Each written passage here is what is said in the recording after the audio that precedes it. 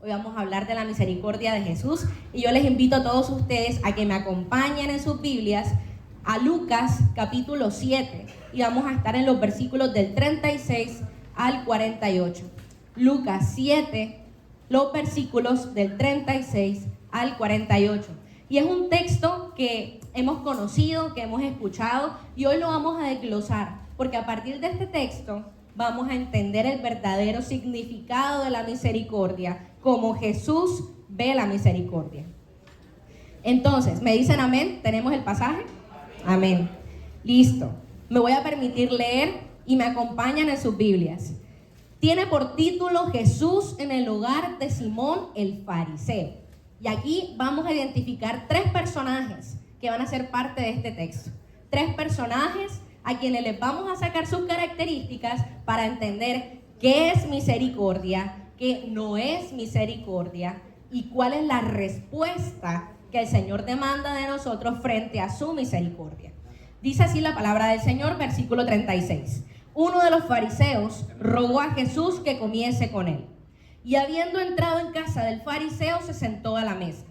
Entonces una mujer de la ciudad, que era pecadora, al saber que Jesús estaba a la mesa en casa del fariseo, trajo un frasco de alabastro con perfume, y estando detrás de él a sus pies, llorando, comenzó a regar con lágrimas sus pies, y los enjugaba con sus cabellos, y besaba sus pies, y los ungía con el perfume. Cuando vio esto el fariseo, que le había convidado, dijo para sí: si fuera profeta, conocería quién y qué clase de mujer es la que le toca, que es pecadora. Entonces respondiendo Jesús le dijo: Simón, una cosa tengo que decirte. Y él le dijo: di, maestro. Un acreedor tenía dos deudores. El uno le debía 500 denarios y el otro 50. Y no teniendo ellos con qué pagar, perdonó a ambos. Di pues, ¿cuál de ellos le amará más? Respondiendo Simón dijo: pienso que aquel a quien perdonó más. Y él le dijo rectamente a juzgado. Y vuelto a la mujer, dijo a Simón: ¿ves esta mujer? Entré en tu casa y no me diste agua para mis pies, mas esta ha regado mis pies con lágrimas y los ha enjugado con sus cabellos. No me diste beso, mas esta, desde que entré, no ha cesado de besar mis pies. No ungiste mi cabeza con aceite, mas esta ha ungido con perfume mis pies. Por lo cual te digo que sus muchos pecados le son perdonados, porque amó mucho, mas aquel a quien se le perdona poco, poco ama. Y a ella le dijo: tus pecados te son perdonados. El Señor añade bendición a su palabra leída. Para entender y empezar a hablar de la misericordia del Señor, en este pasaje hemos identificado dos personajes principales aparte de Jesús, porque Jesús siempre es el protagonista. Pero hay dos personajes en esta historia que son ¿quiénes? Simón y la mujer. Simón y la mujer, perfecto. Vamos a entender las características de estos dos personajes. Arrancamos con la mujer. Dice que era una mujer de la ciudad, es decir, conocida, ahí mismo en el entorno, en la ciudad donde estaba aconteciendo esto, donde estaba la casa del fariseo, donde Jesús había ido a cenar. Dice el texto y lo resalta que era pecadora. Y el estudio del texto, el contexto, al estudiar este texto, sugiere que cuando dice que la mujer era pecadora, es porque era prostituta, ramera. Ese era el nombre que se le daba a aquella actividad en esa época, y el señalamiento era directo: es pecadora. Dice que esta mujer entró a la casa del fariseo para estar cerca de Jesús. Ese era su único propósito, estar cerca de Jesús. Y además que no dijo nada, solo lloraba y ungía los pies de Jesús. No pidió misericordia para ella, como podemos entender de algunos textos cuando vemos que el leproso, que el ciego, cuando llamaban a Jesús le decían: Jesús, hijo de David, ten misericordia de mí. Decían: ten misericordia de mí. Esta mujer no dijo nada. Simplemente entró, se postró, se humilló y empezó a llorar y a adorar a Jesús. El fariseo, por otro lado, tenemos también unas características de este fariseo. Él era un líder religioso y maestro de la ley. Era el anfitrión de la cena, el dueño de la casa donde estaba aconteciendo todo este espacio. Y ese fariseo conocía a la mujer y su mala reputación. ¿Por qué lo sabemos? Porque el versículo 39 nos dice que el fariseo estaba teniendo un pensamiento dentro de sí mismo. Y dice, o sea Jesús, si fuera profeta, conocería quién y qué clase de mujer. Es decir, el texto nos da a entender que el fariseo conocía a la mujer, o por lo menos la reputación que esta mujer estaba llevando en sociedad, ¿sí? Y por ese conocimiento que tenía de la reputación de esta mujer en sociedad, la condenaba, ¿sí?, dentro de sí mismo. Esto no sucede, no es algo que el fariseo dice o expresa delante de Jesús, es un pensamiento interno, dice que dentro de sí mismo. Entonces, él condenaba a la mujer pensando que Jesús debía echarla fuera de su presencia, porque dice, si realmente fuera profeta, o sea, adicionalmente también estaba cuestionando la autoridad espiritual de Jesús, dice que la echaría fuera, que supiera quién y qué clase de mujer es esta que es pecadora. Entonces, a los ojos del fariseo, esta mujer no merecía perdón. Esta era una mujer que no merecía perdón. Entonces tenemos dos personajes. Una mujer totalmente quebrantada, con una reputación social maltrecha, rota, y que sabe que Jesús va a estar cenando en un lugar y no pierde la oportunidad de ir a arrodillarse y quebrantarse, porque era un quebrantamiento lo de esta mujer. ¿Y por qué un quebrantamiento? Por la forma en que lloraba esta mujer. Porque dice que enjuagaba los pies de Jesús con sus lágrimas. Usted se puede imaginar lo rota, lo quebrantada, lo mucho que debía estar llorando esta mujer para que el texto diga que lavaba los pies de Jesús con lágrimas y que luego los secaba con sus cabellos. Era una mujer que prácticamente no podía hablar. Y me acuerdo de Ana. Me acuerdo de Ana en el episodio cuando piensa que está ebria, cuando Elí piensa que está ebria en el templo, pero realmente está derramada en la presencia de Dios, llorando profundamente por la aflicción de su corazón. Así también estaba esta mujer, absolutamente derramada al punto que no podía hablar, porque no dijo absolutamente nada. Entonces, teniendo este contexto de estas dos personas, entra nuestro protagonista principal, que es el Señor Jesús. Y vamos a entender a la luz de lo que Jesús le explica a Simón, que es la misericordia.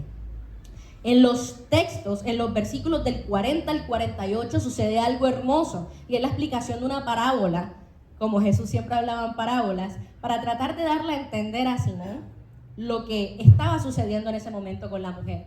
Y algo maravilloso para resaltar es que Jesús conocía los corazones, porque Jesús responde al pensamiento interno de Simón. Porque el texto dice que Simón pensaba para dentro de sí mismo, pero Jesús responde al pensamiento de Simón. Qué maravilloso, que ya Jesús de entrada sabía la situación y tenía la palabra para confrontar a Simón. Y es la palabra con la que nos confronta a nosotros en esta mañana. Entonces, partiendo de eso, la parábola dice, en los versículos del 41 al 43, dice, un acreedor tenía dos deudores. El uno le debía 500 denarios y el otro 50. Y no teniendo ellos con qué pagar, perdonó a ambos. Di pues, ¿cuál de ellos le amará más? Y respondiendo Simón, pienso que aquel a quien perdonó más. Había dos deudores. Había uno que debía más que el otro. Es decir, había uno que estaba más endeudado que el otro. Y tenían un mismo acreedor.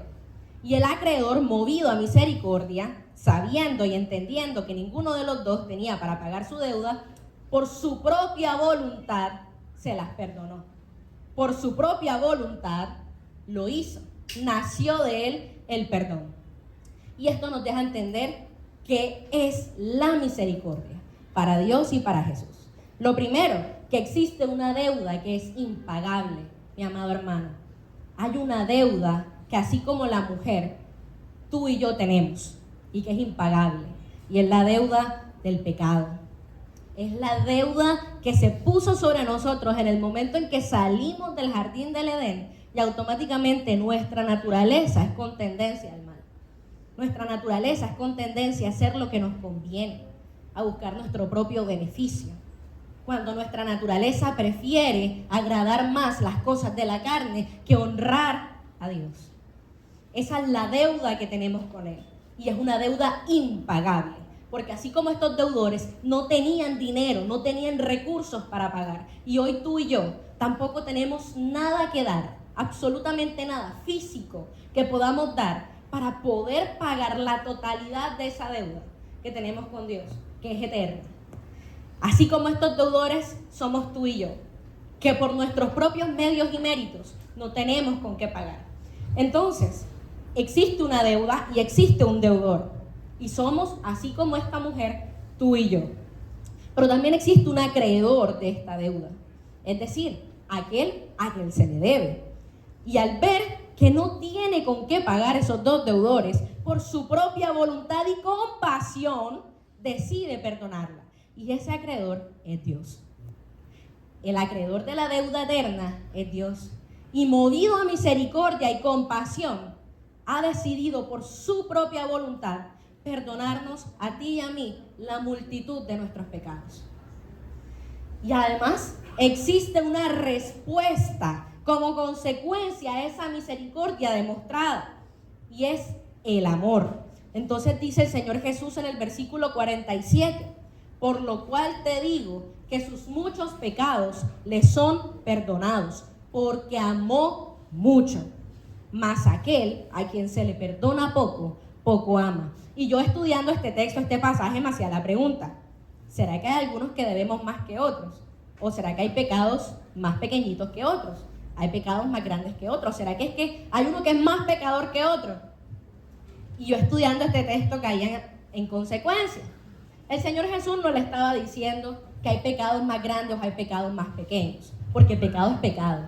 La diferencia es que se manifiesta en cada uno de nosotros en formas distintas.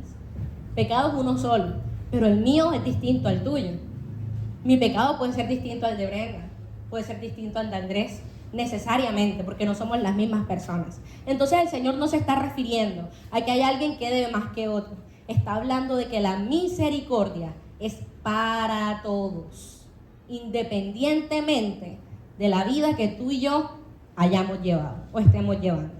Es para todos la misericordia de Dios.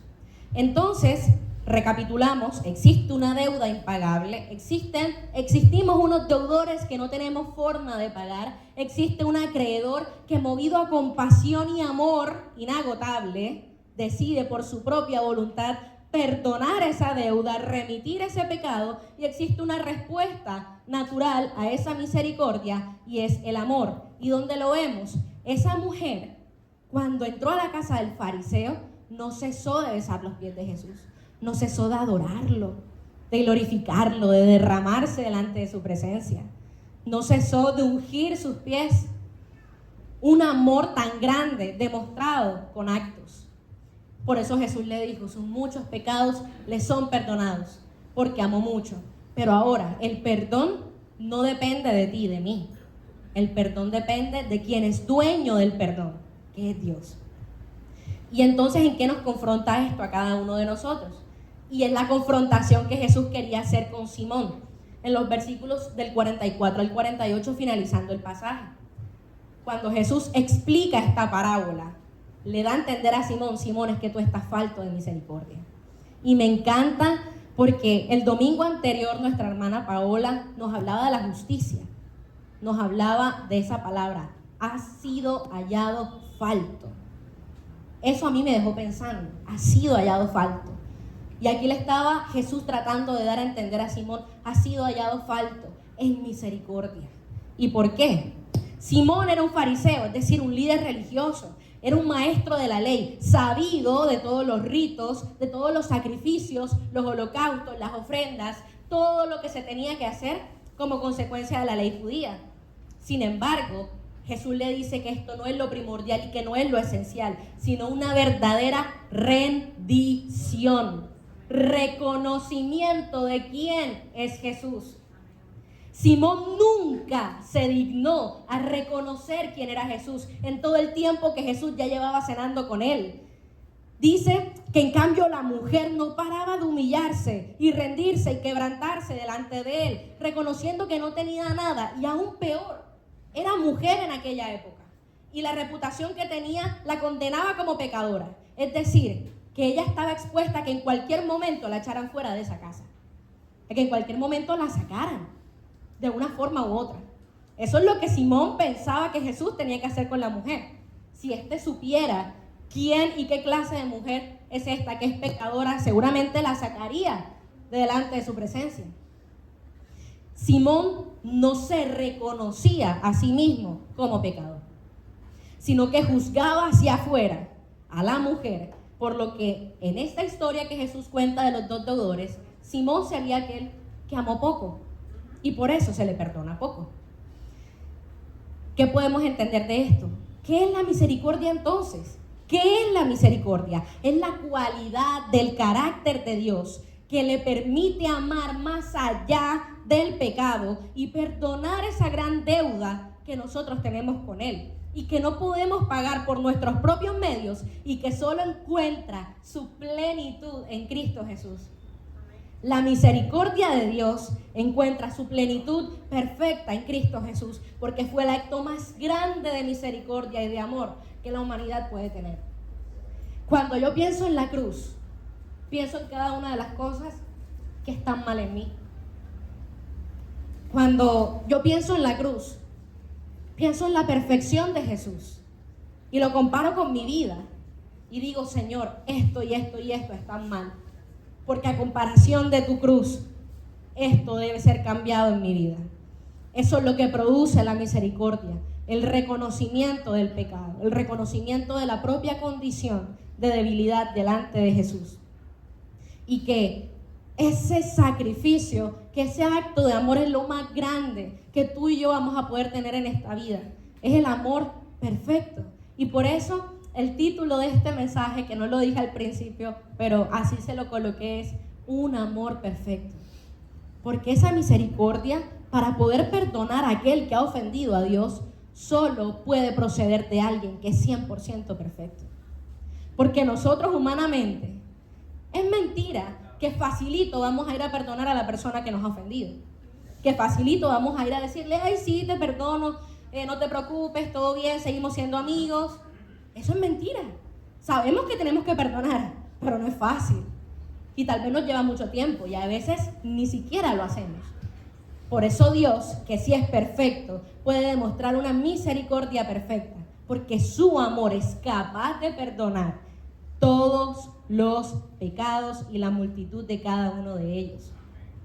Ahora la segunda pregunta es, si la primera era, entonces, ¿qué es la misericordia? La segunda es, ¿para quién es la misericordia?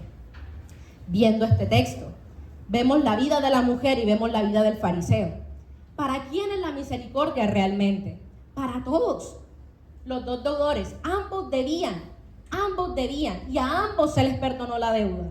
No importa que el uno debía 500 y el otro 50, ahí es donde llegamos. No importa el pecado que tengas en tu vida, es el mismo perdón.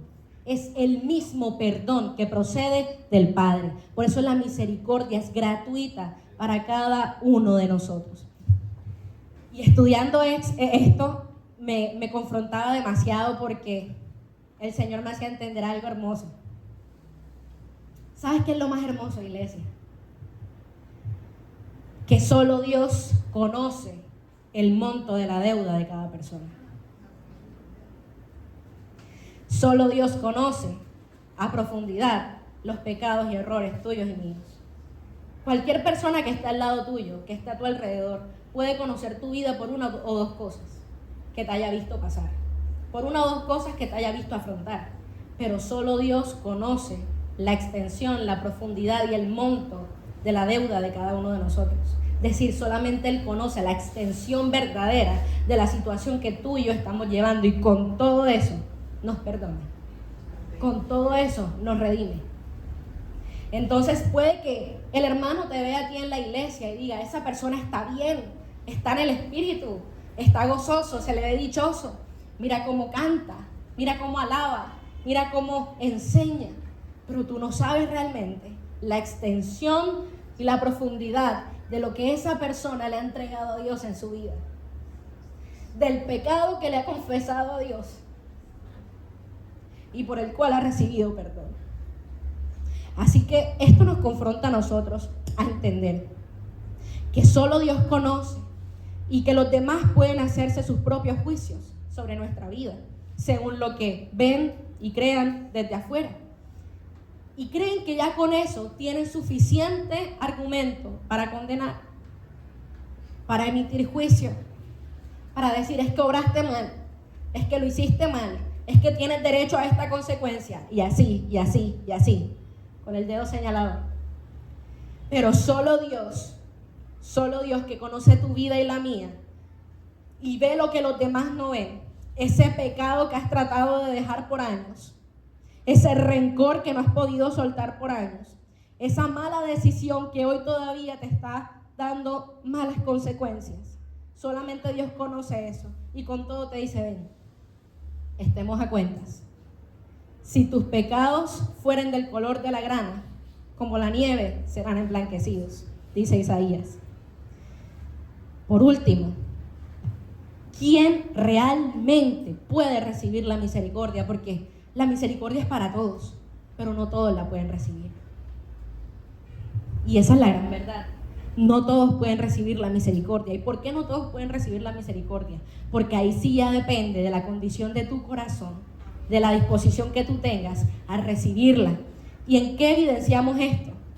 La mujer y el fariseo. ¿Quién puede recibir la misericordia? Aquellos que, como la mujer, reconocen su condición de pecado, reconocen que necesitan ser perdonados y reconocen que Jesús es la fuente primera e inagotable de amor y perdón, y que Jesús es el Señor y Salvador. Solamente aquellos que, como la mujer, se reconocen a sí mismos pecadores, identifican, confiesan, declaran, Señor, yo he pecado en esto, esto y esto. He obrado mal en esto, esto y esto. Le he hecho mal a esta persona en esto, esto y esto. Y no merezco tu perdón. Pero aquí estoy aferrándome y apelando a tu misericordia, que es infinita. Porque necesito ser perdonado, necesito ser perdonada por ti. Y al mismo tiempo reconociendo que Él es el que tiene el poder para perdonar. Y entonces, ¿quiénes no pueden recibir la misericordia? O, cambio, ¿para quiénes es más difícil recibir la misericordia de Dios? Para aquellos que, como el fariseo, juzgan hacia afuera sin observar su propio interior contaminado y necesitado de perdón.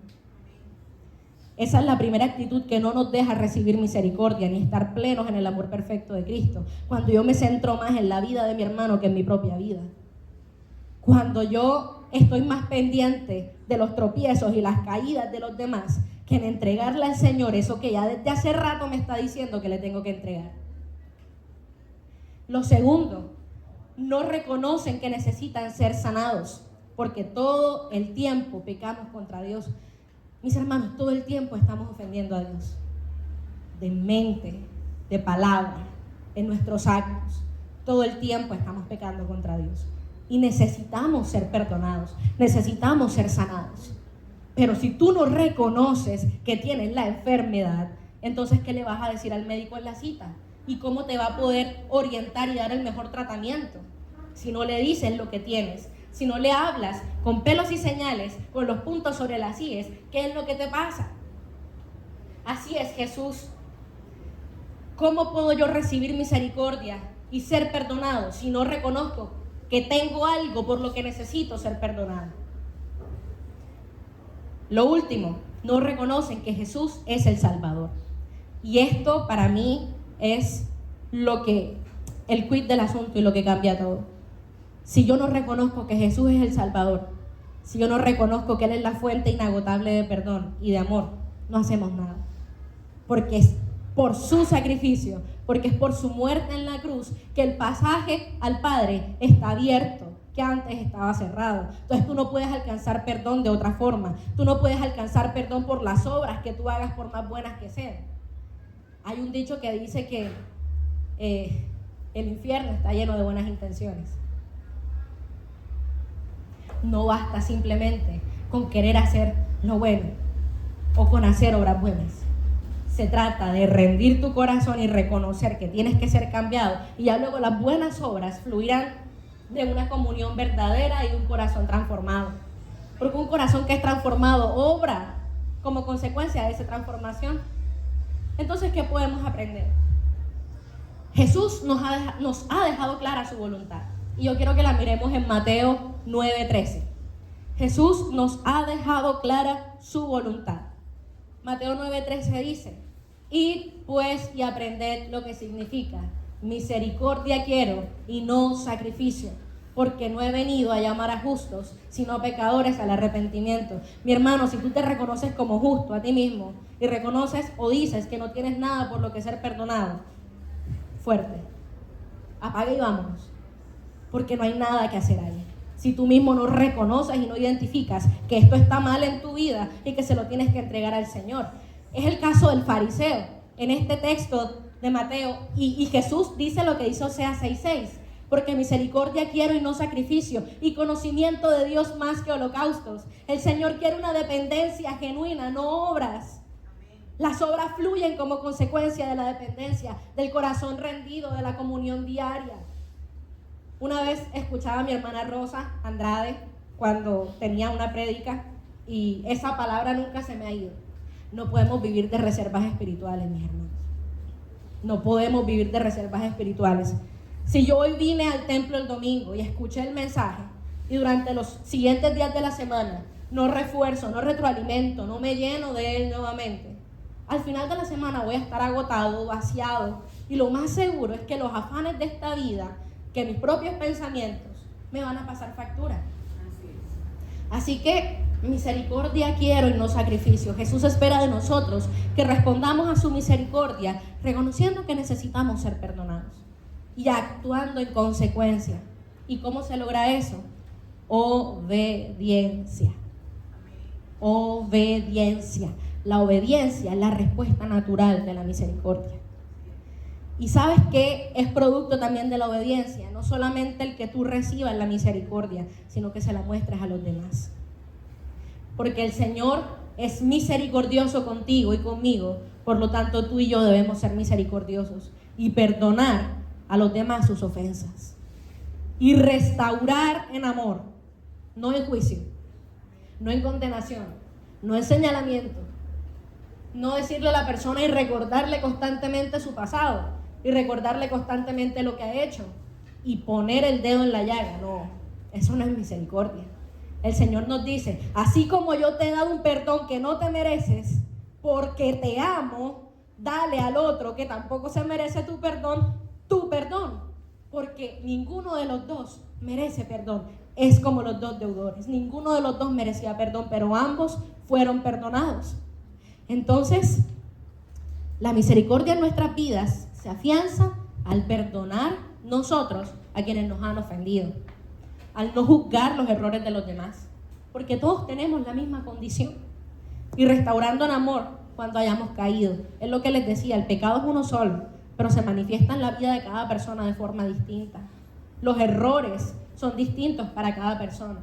Es por eso que yo no puedo juzgar a mi hermano que peca o a mi hermano que cae en error, porque yo mismo estoy susceptible de caer en error. Y el día de mañana no será mi hermano, seré yo. Así que seamos misericordiosos como el Señor es misericordioso. Y nos regala entonces 3 bellas aplicaciones, y con esto quiero finalizar. La misericordia es un regalo de Dios que no se gana ni se compra, solo se recibe en gracia. Se recibe si la quieres recibir. El perdón para tu vida, la sanidad, la verdadera salvación, la verdadera libertad de ese pecado que te tiene esclavo y de las cadenas que no has podido soltar, solamente se alcanza cuando tú reconoces que la misericordia es un regalo inmerecido y lo recibes en amor. 2, la misericordia se responde con obediencia. Y me encanta lo que Juan el Bautista decía en su predicación: frutos dignos de arrepentimiento. Hermanos, hagamos frutos dignos de arrepentimiento. Que el Espíritu Santo pueda obrar en nuestras vidas realmente, hasta el punto que nos lleve a ser aquello que el Señor quiere que nosotros seamos. A que seamos misericordiosos, benignos, puros, con fe, que tengamos dominio propio, templanza, amor. Todos esos son los frutos del Espíritu Santo. Y es Él el que los va a obrar en nuestras vidas, pero tú y yo debemos dejarnos usar y dejarnos transformar. Y lo tercero, Dios es misericordioso y perdona, pero esa misericordia, y aquí quiero ser muy enfática, esa misericordia no es para jugar con ella. la misericordia de Dios no es para jugar con ella, porque así como es un Dios misericordioso, es justo, y nos hablaban de la justicia, y es un Dios celoso. Así que el Señor no tendrá por inocente al culpable, como dice Éxodo. ¿Y quién es este culpable que dice la palabra? Aquel que habiendo recibido perdón, que habiendo recibido misericordia, persiste intencionalmente y conscientemente en pecar. Ahí ya no hay remisión de pecados. Entonces, pensemos para el interior de cada uno de nosotros. Y es lo que les invito a que nos llevemos en nuestros corazones en esta mañana. A pensar, ¿cómo estoy yo delante de Dios? ¿Le he entregado al Señor lo que Él me ha dicho que le debo entregar? ¿He reconocido en humildad que soy pecador? ¿He reconocido en humildad que he obrado mal delante de su presencia? Reconozco que necesito su perdón cada día, porque el proceso de transformación es diario. Usted hace un acto de fe cuando lo declara y se bautiza. Eso es un acto de declaración de fe. Pero la verdadera batalla es de ese momento en adelante, cuando el Señor te acompaña cada día y tú te esfuerzas por llevar una vida que le agrade, que solamente puede darse si permites que el Espíritu Santo obre en tu vida. Debe existir un arrepentimiento genuino. Así que pregúntate también, mi hermano, en esta mañana, ¿me he arrepentido genuinamente de mis faltas? Porque si tal vez estoy cayendo en el mismo error de siempre, si tal vez me estoy tropezando con la misma piedra de siempre, tal vez no ha habido arrepentimiento genuino. Porque cuando tú te arrepientes, tú te quitas de donde estabas. Porque cuando tú te arrepientes, tú le dices, Señor, perdóname, te he ofendido. Perdóname, me quito de aquí y no vuelvo a hacer lo que hice antes, que sé que te ofendo. Así que preguntémonos todas esas cosas. ¿Cómo estoy delante del Señor? Si yo vine esta mañana, mi amado hermano, si tú viniste esta mañana sin estar a cuentas con el Señor, tal vez con el corazón lleno de vergüenza. Cuando uno peca, uno se llena de vergüenza y uno se siente la persona más hipócrita del mundo al querer ir delante de la presencia de Dios, porque uno dice, ¿con qué cara voy yo a pedirte perdón, Dios, si vengo de caer en lo mismo siempre? ¿Con qué cara? Pero el Señor hoy nos muestra algo hermoso, y es un amor perfecto que no depende de ti ni de mí, no depende del pecador, depende de aquel que amó al pecador. Dios amó al pecador, nos amó a ti y a mí, y por eso nos llama a la redención. Por eso nos llama a cuentas, nos llama a pedir perdón y a perdonar, nos llama a soltar los odios, soltar los rencores, soltar las heridas del pasado, soltar eso que no te deja vivir en la plenitud de la libertad a la que Cristo te ha llamado. Así que, iglesia, ponte de pie. Te invito a que te pongas de pie en esta mañana.